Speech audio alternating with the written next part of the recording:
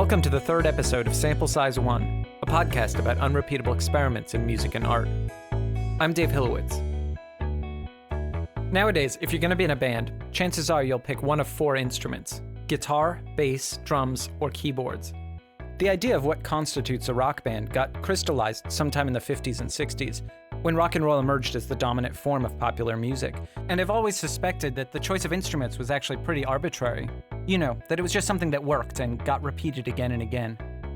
Now, I make a form of rock music, and for the most part, my songs are built around the guitar. Still, I can't help wondering, what if the electric guitar hadn't gotten so popular? What instrument would I be playing instead? To answer this question, I've decided to take a trip back in time by means of the 1903 Sears Roebuck catalog. At the time, Sears didn't have any bricks and mortar stores. All sales were done via mail order. Their motto was, "We sell everything," and everything for them included a large selection of musical instruments. By the way, their catalog is absolutely gorgeous, with meticulously detailed engravings of thousands of products. If you haven't seen it, you definitely should check it out. I also like it because you can get a good idea of what instruments were popular back then just by counting the number of pages that they dedicated to each type. So let's take a look. The music section opens with about 4 pages of pianos. The most expensive one is priced at $32.45. That section is followed by organs. Next, we transition into guitars, mandolins, and banjos. Each of these gets 2 pages. What's so shocking about this is how little space the guitars get. Compare this with modern-day music catalogs. For example, just yesterday I got a catalog in the mail. The entire instrument section is 85 pages long, of which 70 pages were just guitars. In other words, 80% of the catalog is guitars. Compare that with a Sears catalog where guitars are just 7%. But in talking so much about guitars, I'm kind of bearing the lead here. After the pages containing banjos, there's a whole section dedicated to a class of instrument that just isn't in wide circulation at all anymore. Each of these instruments has a different name. Some are called mandolin harps, others guitar harps, still others are auto harps, but they're all essentially the same. Each consists of a flat trapezoid of wood with a bunch of strings stretched over the top. There are a few variations for sale. Some of them have a row of buttons, others have a second set of strings that crisscrosses the first. Of all these instruments, the only one that's actually still in use today is the auto harp, and that's mainly just used for traditional country music. To be honest, I'm more interested in the other instruments, the ones that didn't stand the test of time. And these are exactly what I plan to focus on in this episode. I'm going to try to track some of these instruments down and find out what they sounded like. Okay, let's get started.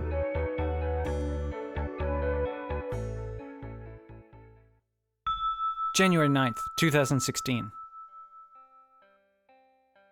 So, when we'd left off, I'd resolved to try to buy one of the instruments that was being sold in the 1903 Sears catalog. Well, I spent the better part of Saturday typing the names of the different instruments into the eBay search box, and I got a ton of matches. It seems that eBay is just awash with inexpensive tabletop harps and zithers. By the way, a zither is basically just a harp that lies flat on the table. And I guess it used to be a really popular instrument around the start of the 20th century because there seemed to be thousands of different models floating around junk shops and on the internet. Because this is eBay, and most of the sellers have no idea what they're actually selling, the listings often don't have any really useful information in them. It's often not even possible to find out how many strings the instrument has, let alone what they might be tuned to. I've decided to pull the trigger on a weird zither called the phonoharp No. 2. It's being sold for $9 plus shipping. When I Googled it, the only information I was able to turn up was that the Museum of Fine Arts in Boston has one in their permanent musical instrument collection. The MFA listing also says that these were made in 1895, so it's definitely an antique. Here's what the Sears catalog has to say about this instrument. The phonoharp. This musical novelty consists of a 17-string zithern, on the face of which is fastened a nickel-plated shield which protects certain strings from contact with the fingerpick. Chords are produced by drawing pick across the shields, while the other hand remains free to play with as performer may desire. Instrument is made of the best materials, only the best piano wire being used, and it's handsomely finished in a thoroughly workmanlike manner. Price $2.50. I looked up how much $2.50 of 1902 money would be today, and it would be $71, so these things were definitely priced to sell. I cannot wait for this thing to arrive.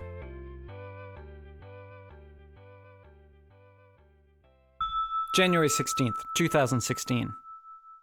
So the phonoharp arrived this morning, and it's like the dustiest thing I've ever seen. The strings are metal, but they're so rusty that they've turned dark brown.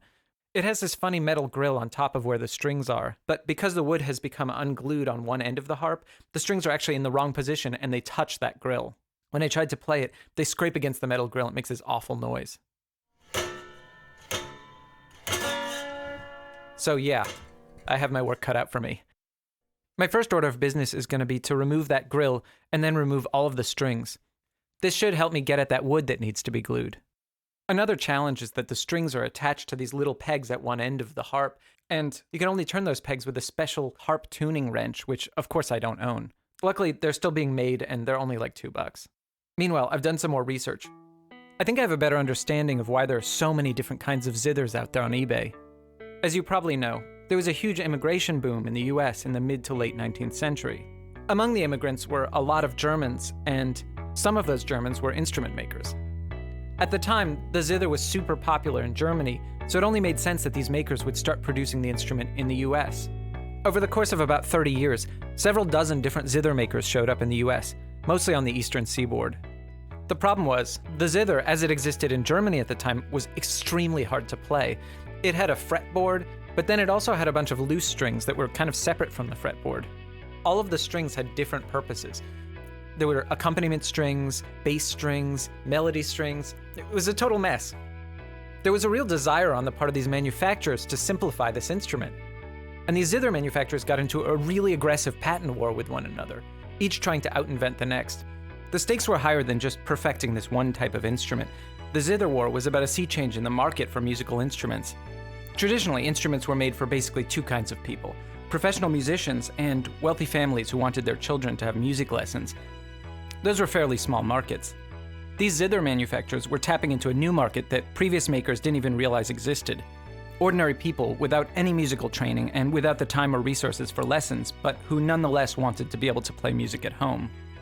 If the manufacturers could come up with an instrument that was simple enough for anyone to play, and that could be made and sold cheaply, they could sell it on a massive scale. In other words, they were competing to invent and perfect the definitive people's instrument. Over the course of about 50 years, dozens and dozens of different instruments were invented, and a lot of them sold really well. In fact, there's so many different varieties of these things that a couple of experts have put together sort of a family tree that classifies all the different types that exist. Their name for the entire category of instruments is fretless zithers. Out of all these variants, the only one that's still in production today is the auto harp, which was patented by C.F. Zimmerman of Philadelphia in 1882. Here's what the official 1895 review of the World's Columbian Exposition had to say about the auto harp exhibit. It is only a few years since the genius of C.F. Zimmerman evolved the simple and yet so marvelous chord bar. Great improvements have since been made in the instrument itself, and representing as it does the progressiveness and bold inventive genius of this great nation, it is not making too rash a prediction to say that the instrument will soon be recognized as America's national instrument. No other instrument in the history of modern music has attained to so great demand or possesses greater possibilities for the future than the auto harp under the propitious conditions which now guide its destinies. Here's the funny thing about all this nationalistic rhetoric. It was recently discovered that the auto harp model that was marketed under Zimmerman's name was actually copied from a zither maker back in Germany. Anyway, the instrument I have, the phonoharp, was an also-ran, a zither that was designed to solve the same problem that the auto harp was meant to solve.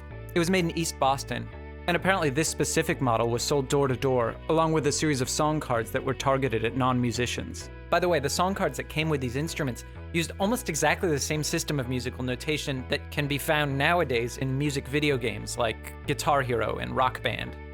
Another interesting thing about the phonoharp company is that a few years after this thing was made, in 1910, they bought the rights to the actual auto harp from its then owner, Alfred Dolge. A few years after that, in 1926, they actually got bought out by the Oscar Schmidt Company. Not only does Oscar Schmidt still exist today, but they're kind of like the Fender of the auto harp world. Anyway, I have to go glue this thing. January 17th, 2016. So the glue dried on the phonoharp and I polished the instrument with Old English. Once some of the dust was gone, I discovered that the specific note that each string is supposed to be tuned to is written on the instrument right below the string. I just spent an entire evening reattaching the strings. There's 17 strings on this thing. Each one had to be cut and then tied and wrapped around in a little loop. It was pretty awful. At one point, one of the rusty strings from 1895 went right through the tip of my index finger. I'm really glad I'm up to date on my tetanus shots. Okay, it's the moment of truth. Time to hear what this thing sounds like.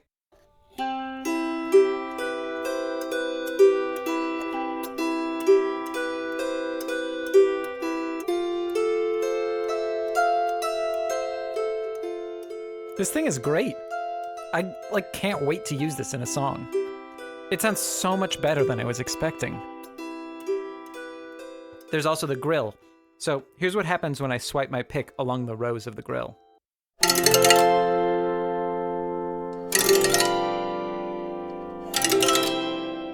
Okay, that's pretty cool. The noise of the pick hitting the steel grill is kind of intense, but I guess that's part of its charm.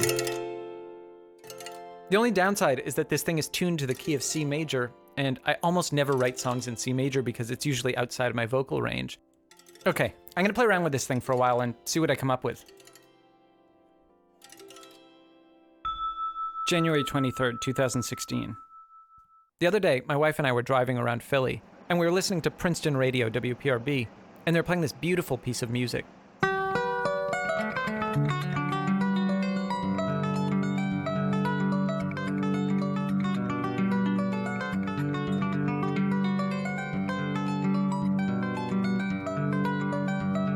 When it was over, the DJ announced it as being a guy named Robert Grawi, Grawi, playing the gravichord, an instrument he invented. When I got home, I looked up Grawi. He has a website with tons of pictures of the instrument, which looks nothing like I expected. For one thing, it's entirely metal. It sort of looks like the middle section of a trombone, but unlike the trombone, it has two courses of colored strings that run the entire length of it.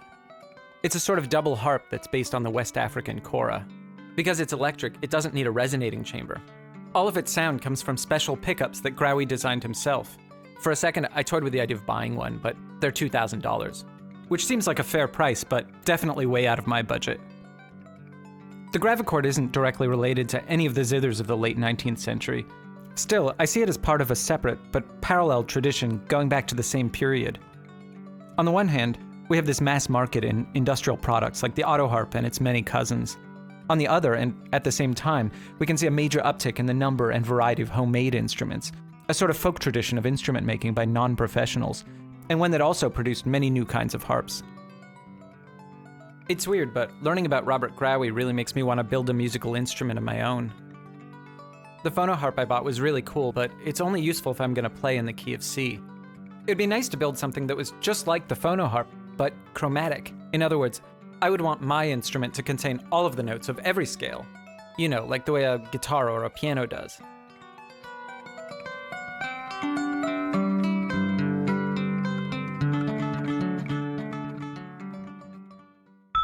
January 30th, 2016. So, my wife and I were in New York over the weekend. One of the things we wanted to do while we were there was to go out to the Academy Records Annex in Brooklyn. When we got to Williamsburg, though, it turned out that Academy had moved to Greenpoint.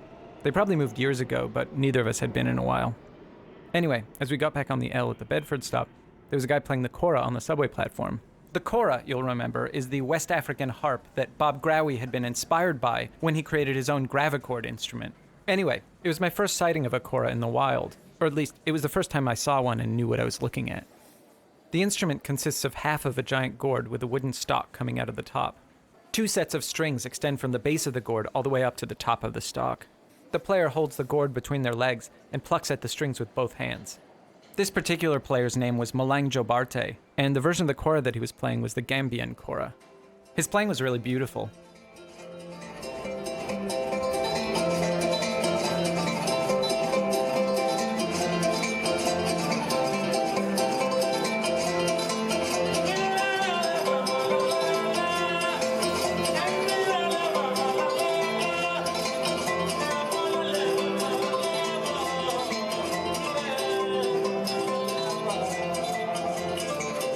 We stood around and listened to him for a while.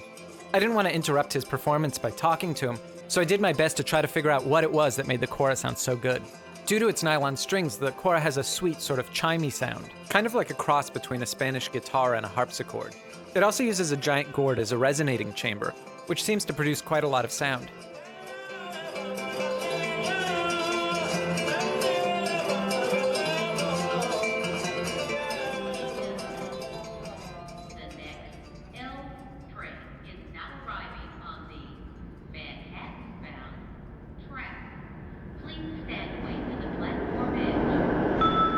February 5th, 2016. So, my car got recalled this weekend. For the second time in the space of 2 years, the manufacturer has discovered a flaw in the airbags that needs to be fixed.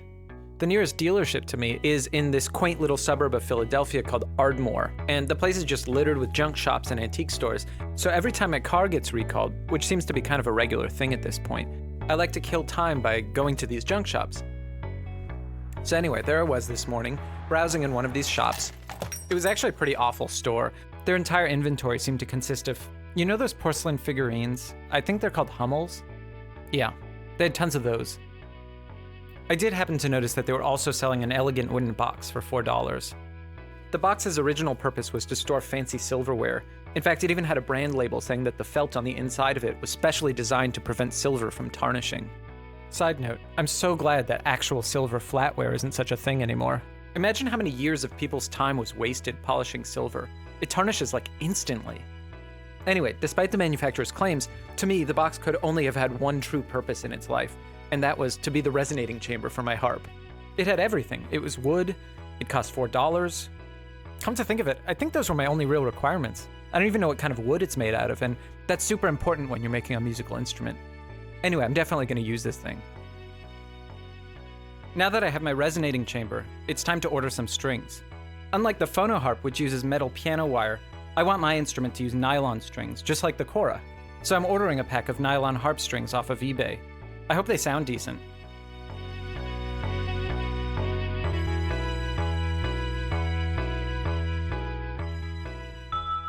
February 12th, 2016. Okay, so the harp strings have finally arrived, which means it's time to do some tests. I've taken the longest piece of wood I have to work with and run a harp string from one end to the other.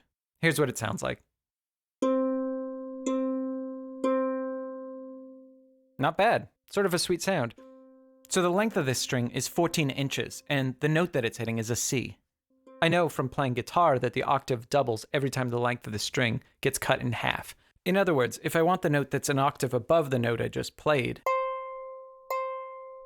the distance should be half of 14 inches, or 7 inches. Similarly, if I wanted to hit the octave below my test string,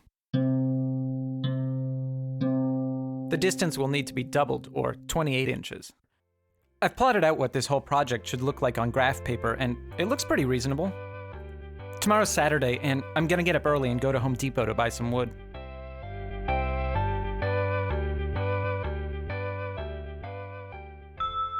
February 13th, 2016, 1 p.m. Okay, so imagine my luck. I'm walking down the street this morning, having just purchased 2 fine breakfast tacos, and I notice that somebody has thrown away a wooden microwave cart. It's super wobbly, so I totally know why they threw it away, but it has these wooden legs that would be perfect for my project. Each one is 32 inches long, which just happens to be the exact length of the longest side of my harp. I like how I'm calling it a harp, even though it's just a pile of wood right now. It's, aspirational. Anyway, I just spent an hour sawing pieces of wood. I worked up quite a sweat. I've been using a hacksaw because I'm terrified of real power tools.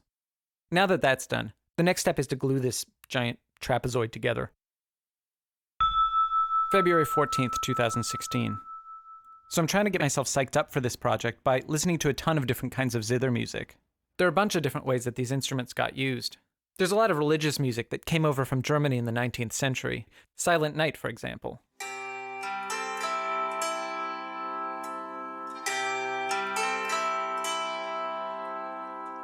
And then there's the country auto harp music of the 50s and 60s.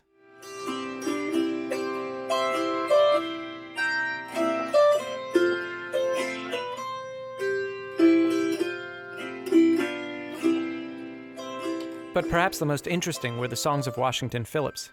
Phillips was born in 1880 in Freestone County, Texas. His legacy is really a series of gospel blues recordings he made for Columbia Records from 1927 through 1929. What makes Phillips' song so unusual is that the backing instrumentation consists entirely of zithers. I say zithers plural because people speculate that he may have actually been playing 2 instruments at once. Here's what it sounded like. Sound quality is not great because it was recorded in 1927. I never can forget the day when my dear mother did sweetly say, you are leaving my darling boy. You always have been your mother's joy. Now as you leave, and this was wrong, you may not be able to get back home. But remember Jesus, who lives on high, is watching over you with a mighty eye. The exact configuration of Phillips's instruments is sadly unknown, although a bunch of nerds on the internet have been researching and debating about it for, well, at least the better part of 20 years. There's a super grainy photo of Phillips holding two phonoharp zithers. He has one in each arm and he looks really uncomfortable. One of the researchers was so sure that he knew what instruments Phillips was holding that day in 1926 that he bought identical models and recreated the photo himself. It's pretty convincing.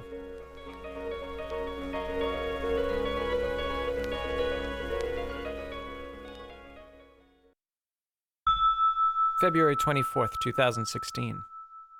So I was just at this junk shop where I discovered yet another variant of the zither that was also sold by Sears.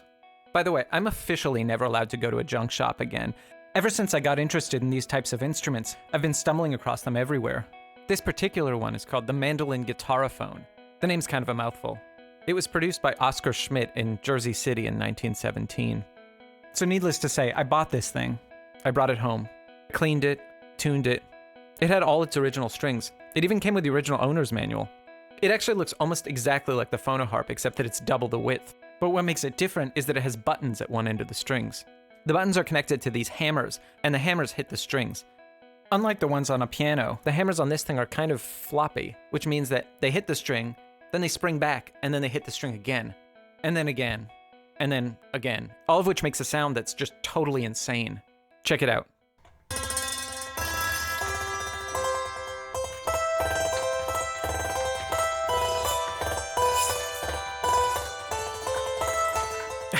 Okay, so apparently the good folks at Oscar Schmidt believed that this sounded enough like a mandolin to include the word when they named it. There's actually another instrument that works exactly the same as this, called the Marxophone. And as obscure instruments go, it's actually pretty famous. I think the Doors even used it in a song. The Marxophone was produced by Oscar Schmidt's competitor, the Phonoharp Company. Of course, only a few years later, Oscar Schmidt would end up buying the Phonoharp Company and canceling both products, so there you have it. So remember when I said that instrument makers in America and Germany had been trying to come up with a people's instrument? Something that could be played by anyone? Well, apparently that was true elsewhere as well. At the start of the 20th century, a Japanese musician named Goro Morita went on a tour of America and Western Europe. While he was on his trip, he was inspired, not just by the musical instruments that he saw, but also by the typewriters that were in wide use throughout the West. When he got home, he took a traditional Japanese two-string harp and combined it with the buttons from a typewriter. The result was an instrument called the Taishogotos. The Taisho part of the name comes from the fact that the Taisho dynasty began in 1912, the year that the instrument was invented, and koto just means harp in Japanese. Morita marketed his new instrument to non-musicians, along with specially designed number music that made it easier to play. Sound familiar? So I was in an antique shop yesterday, and I happened to find a Taishogotos. I didn't know what it was at first, but I knew that it was cool and that I needed to own it. It consists of a long black box with a painting of Mount Fuji on the top. Strings are stretched from one end to the other, all tuned to the same note. Along one side are a series of typewriter keys with numbers on them. Pressing on the keys causes the strings to form specific notes. Here's what it sounds like.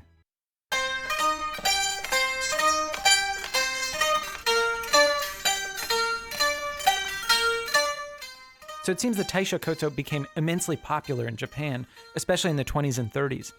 In the year 1926 alone, 255,000 of these things were sold. They're still made and sold today, in fact. A lot of kids learn how to play as part of their music education.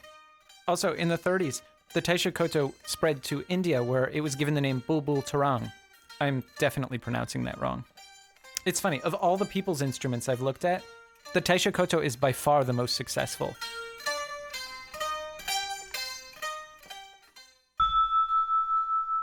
So I was doing some more research on Washington Phillips.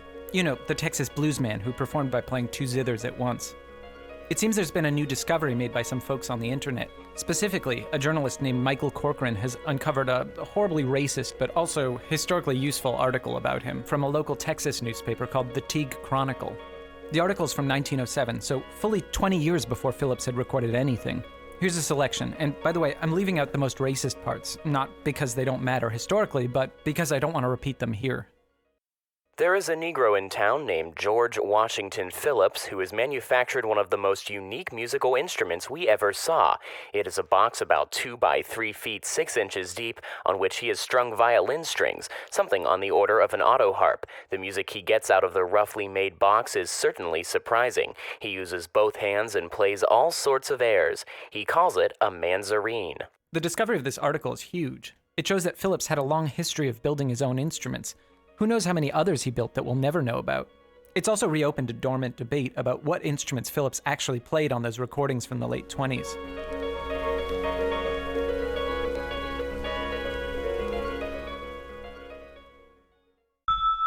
February 27th, 2016. Okay, I'm finally getting back to work on my harp. It's been a long road, but we now have something that actually looks like my sketch. Man, is this thing huge. 32 inches didn't sound very long when it was just a number that was written on my graph paper, but now that I'm seeing this thing, I'm a little terrified. Where am I going to even store this? I've taken a pencil and measured out 25 equidistant spots down both sides of the frame. These spots will be where the strings attach to the harp. By my calculations, this should place the strings a little over a half an inch apart. Okay, it's time to drill some holes. February 28th, 2016. Okay. I'm almost afraid to say this, but this thing is finally done. I just spent 3 hours attaching strings in front of the TV. I tuned it twice. I don't think there's anything left to do. Let's hear it.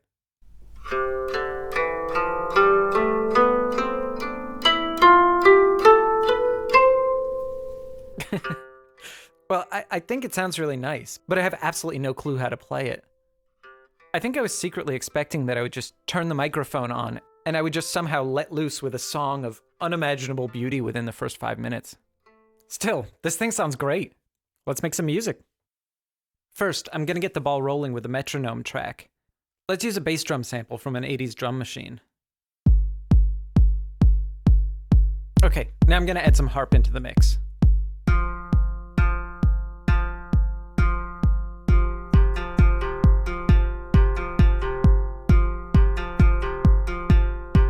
Now let's make this thing more complicated. Let's add a second harp loop on top of the first one.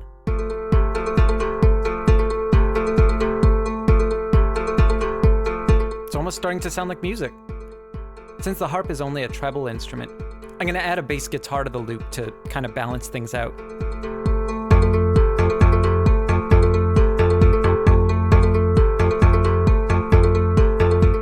Oh, and what if we could add the phonoharp into the mix as well?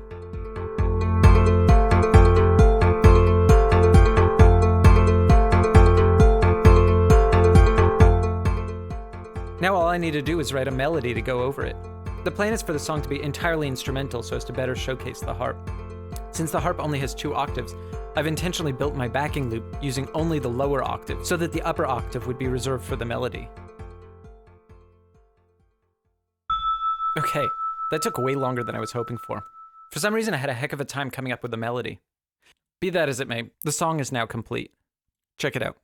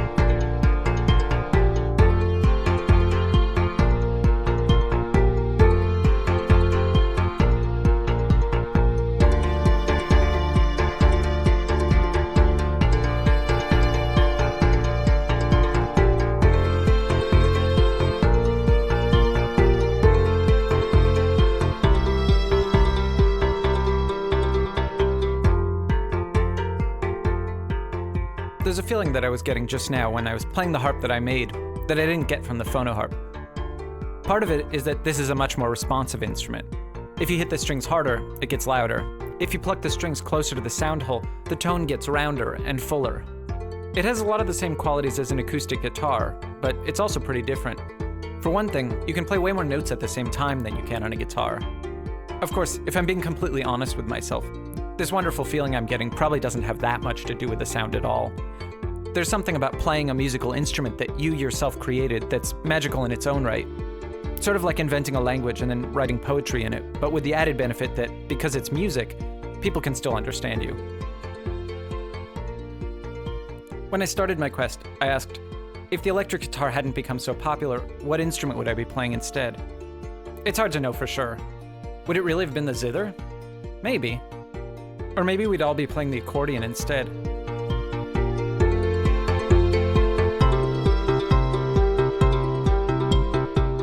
I want to thank my wife Emily and my sister-in-law Allie for listening to drafts of this episode and giving me notes. I also want to thank Greg Miner, Kelly Williams, as well as the late Gary Harrison. Each of them has done an incredible amount of research on fretless zithers over the years, and the information that they've posted online was invaluable in making this episode. The clip I used earlier of Silent Night being played on the zither was by a guy named Jonas Lorenz. The Tennessee Waltz being played on the autoharp was by Hank Brass. You can hear full versions of both on YouTube. Photos of the instrument that I built, as well as the ones that I bought, can be seen on samplesize1.com. If you've been enjoying these episodes, it would be great if you could tell a friend or two about the show. Thanks for listening.